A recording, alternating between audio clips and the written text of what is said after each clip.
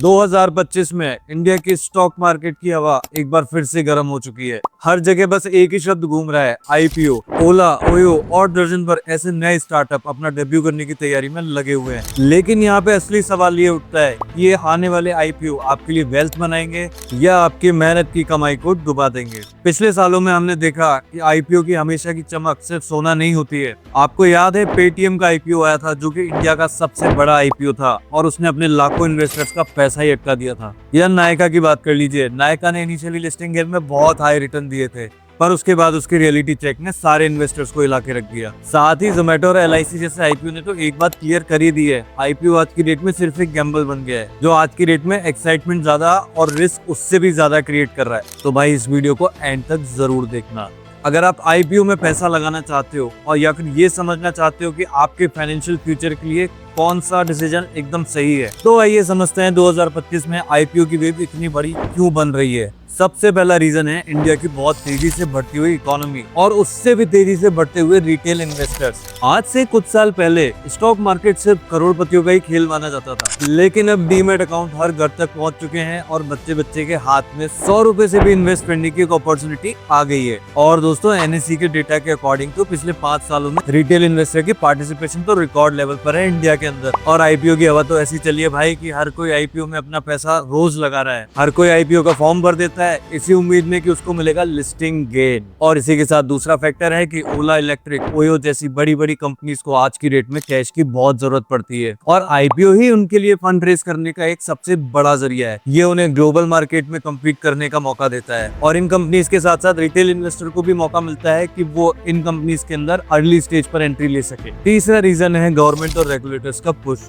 Digital India, UPI और ONDC जैसे initiatives ने एक फर्टाइल एनवायरनमेंट क्रिएट किया है जहां नए बिजनेसेस ग्रो कर रहे हैं। जब हमारे देश का इकोसिस्टम सपोर्ट करता है तो आईपीओ जैसी एक्टिविटीज बहुत तेजी से बढ़ने लगती है। आरबीआई और सेबी ने भी रिटेल इन्वेस्टर्स के लिए ट्रांसपेरेंसी और एक्सेसिबिलिटी को इम्प्रूव करने की कोशिश की है। और चौथा, मीडिया और सोशल मीडिया पर आईपीओ की हाइप। जब हर न्यूज चैनल पे, इंस्टाग्राम, फेसबुक, ट्विटर पे आईपीओ की ही बातें हो रही हैं, हर इन्वेस्टर यही सोचता है कि जब हर कोई इसके अंदर एंट्री ले रहा है तो मैं क्यों पीछे हटूं। लेकिन दोस्तों, आईपीओ का क्रेज जितना स्ट्रॉन्ग है उतना डेंजरस भी हो सकता है और हर आईपीओ पैसा बनाता है, ये सिर्फ एक मिथ है और इसका प्रूफ हमें पीछे कुछ बड़े आईपीओ से देखने को मिला ही है। और इस वीडियो के अंदर हम लोग वही एनालाइज करने वाले। अब बात करते हैं कुछ दर्द भरे और आई ओपनिंग लेसन्स की, जो हमें पिछले कुछ बहुत बड़े आईपीओ से सीखने को मिले हैं। सबसे पहला एग्जांपल, 2021 में जब पेटीएम आया तो सबको लगा कि ये सबसे बड़ा मल्टी बैगर स्टॉक होने वाला है और जिस दिन पेटीएम लिस्ट हुआ उस दिन तो भाई इस स्टॉक ने 27% की गिरावट दिखा दी और उसके बाद तो उसकी नैया और भी डूबती गई। रिटेल इन्वेस्टर का पूरा कॉन्फिडेंस हिला दिया पेटीएम के आईपीओ ने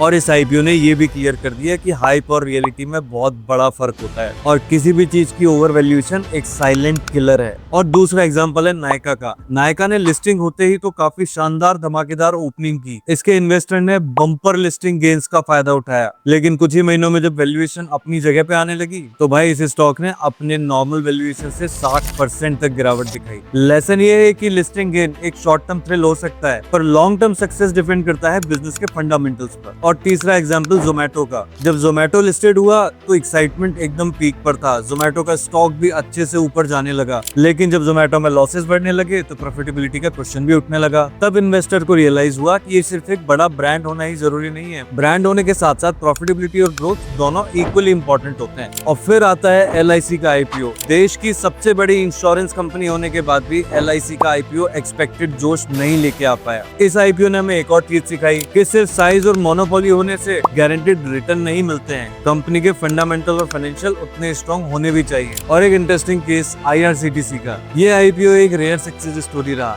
और जहां गवर्नमेंट बैक्ड मोनोपोली ने इन्वेस्टर्स को हाई लिस्टिंग गेन और कंसिस्टेंट रिटर्न्स दिए। और इससे ये भी क्लियर होता है कि जब फंडामेंटल स्ट्रॉन्ग हो और डिमांड अश्योर्ड हो तो आईपीओ में इन्वेस्ट करना एक सेफ बेट भी बन सकता है। इन सभी एग्जांपल से कॉमन लेसन मिलता है कि आईपीओ में से ब्रांड नेम और हाइप पे डिपेंड करना बहुत ही डेंजरस हो सकता है और हर आईपीओ एक लॉटरी नहीं होती है, ये एक कैलकुलेटेड बेट है जिसमें वैल्यूएशन, बिजनेस मॉडल और लॉन्ग टर्म सस्टेनेबिलिटी बहुत मैटर करते हैं। तो अब सवाल ये है कि भाई इन्वेस्टर के लिए आईपीओ में रिवॉर्ड कहाँ छुपा हुआ है और ये बैलेंस समझा कैसे जा सकता है। तो चलिए डिस्कस करते हैं आईपीओ के रियल रिस्क और रिवॉर्ड्स। हर कंपनी आईपीओ की एक एक्साइटिंग स्टोरी है, नया ग्रोथ, नई कंपनी, नई सक्सेस स्टोरी, सब कुछ एकदम नया होता है और एक चांस कि आप एक बड़ी सी बिल्डिंग में ग्राउंड फ्लोर पे एंट्री ले रहे हो। लेकिन जैसे कि हर सिक्के के दो पहलू होते हैं, इसी तरह से आईपीओ भी भाई दो तरीके से चलता है। इसमें रिस्क और रिवॉर्ड दोनों हमेशा साथ चलते हैं। सबसे पहले रिस्क की बात हम लोग कर लेते हैं। ओवर वैल्यूएशन का रिस्क। आईपीओ हमेशा अक्सर अपने प्रीमियम प्राइस पर आते हैं, मतलब कंपनी अपने शेयर्स उस प्राइस पर बेचती है जहां से उनके ग्रोथ प्रोस्पेक्ट्स प्राइस्ड इन होते हैं। अगर भाई रियलिटी ग्रोथ कम हो गई ना तो स्टॉक का गिरना तो तय है। बहुत सी कंपनीज के पास तो लॉन्ग फाइनेंशियल ट्रैक रिकॉर्ड ही नहीं होता है। आपको बस कुछ सालों के नंबर और मैनेजमेंट के प्रॉमिस पर ही ट्रस्ट करना पड़ता है। आईपीओ के ऊपर मार्केट सेंटीमेंट का असर भी पड़ता है और किसी आईपीओ के आने के टाइम पे ग्लोबल मार्केट या डोमेस्टिक मार्केट में अगर नेगेटिविटी हो तो उसका असर लिस्टिंग पे भी पड़ता है और लिस्टिंग डल भी हो सकती है। चाहे जिस कंपनी का आईपीओ आ रहा है वो कितनी भी स्ट्रॉन्ग हो, और लिक्विडिटी तो रिस्क में रहती ही है। कभी कभी आईपीओ आने के बाद में डिमांड कम हो जाती है और मार्केट में बायर्स ही नहीं रहते, उसकी वजह से एग्जिट करना भी बहुत मुश्किल हो जाता है। अब चलते हैं रिवॉर्ड की तरफ। इसमें सबसे पहला रिवॉर्ड है लिस्टिंग गेन का। सबसे अट्रैक्टिव रिवॉर्ड होता है इमीडिएट प्रॉफिट। अगर डिमांड हाई है तो आपको लिस्टिंग गेन वाले दिन भी 30 से 50% तक का रिटर्न मिल सकता है। और अगर लॉन्ग टर्म ग्रोथ में देखा जाए तो आईआरसीटीसी, एवेन्यू सुपरमार्ट, जो कि डीमार्ट के नाम से हम लोग जानते हैं, हिंदुस्तान एरोनॉटिक्स ने लॉन्ग टर्म में अपने इन्वेस्टर्स को मल्टी बैगर रिटर्न्स दिए हैं। पर ये तभी पॉसिबल हो पाता है जब कंपनी के फंडामेंटल स्ट्रॉन्ग हो और ग्रोथ का रनवे बड़ा हो। और आईपीओ आपको एक ऐसा फर्स्ट मूवर चांस भी देता है जिसमें कि बड़ी बड़ी इंडस्ट्रीज जैसे कि मान लीजिए ईवी हो गया, आपका फिनटेक हो गया, रिन्यूएबल एनर्जीज हो गई, इन इंडस्ट्रीज के अंदर फर्स्ट मूवर एडवांटेज में आपको एंट्री लेना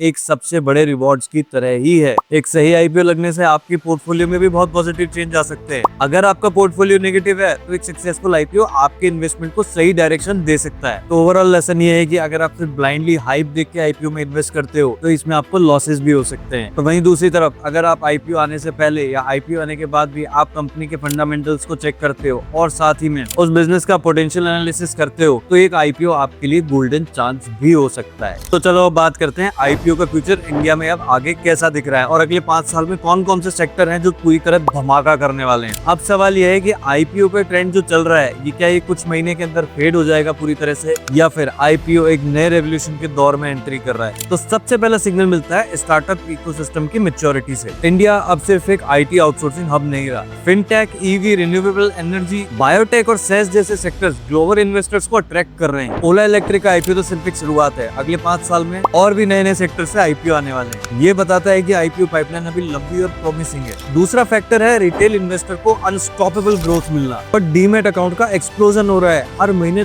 लाखों डीमैट अकाउंट खुल रहे हैं। इसका मतलब है डिमांड साइड बहुत ही ज्यादा स्ट्रॉन्ग है। जब तक वो इन्वेस्टर मार्केट के अंदर एक्टिव है तो कंपनीज आईपीओ लाने से बिल्कुल भी पीछे नहीं हटेंगी। तीसरा पॉइंट है गवर्नमेंट और policy support. SEBI continuously transparency और रिटेल फ्रेंडली रूल्स लेके आ रहा है। दूसरी तरफ मेड इन इंडिया और आत्मनिर्भर भारत जैसी पेन से एक स्ट्रॉन्ग नैरेटिव बनाती है। इंडियन कंपनीज ग्लोबल लेवल पर भी कम्पीट कर सकती हैं। तो ये नैरेटिव भाई लोग आईपीओस को और अट्रैक्टिव बनाता है। और चौथा, ग्लोबल कॉन्टेक्स्ट में देखा जाए तो चाइना के स्लो डाउन और वेस्टर्न मार्केट की अनसर्टेनिटी के बीच हमारा इंडिया इन्वेस्टर का फेवरेट डेस्टिनेशन बन रहा है। फॉरेन इंस्टीट्यूशनल इन्वेस्टर्स आईपीओ को एक एंट्री गेटवे की तरह देख रहे हैं। लेकिन ध्यान रहे फ्यूचर में चैलेंजेस भी हैं। हर सेक्टर आईपीओ रेडी नहीं होता है क्योंकि ओवर वैल्यूएशन का रिस्क हमेशा बना रहेगा। रिटेल इन्वेस्टर को हमेशा समझना होगा कि आईपीओ में पैसा लगाना वेल्थ क्रिएशन का जरिया हमेशा नहीं है। सिर्फ वही कंपनियां लॉन्ग टर्म में विनर बनती है जिनके पास में एक क्लियर बिजनेस मॉडल और प्रॉफिटेबिलिटी का क्लियर रोड मैप होता है। तो दोस्तों, इंडिया में आईपीओ का फ्यूचर ब्राइट तो जरूर है लेकिन बहुत सेलेक्टिव है। ये गोल्ड रश जैसा जरूर लग सकता है लेकिन एक्चुअल में विनर वही होंगे जो पेशेंस और रिसर्च के साथ में इन्वेस्ट करेंगे। इन्वेस्टर वही होता है जो क्राउड को ब्लाइंडली फॉलो नहीं करता है बल्कि अपनी रिसर्च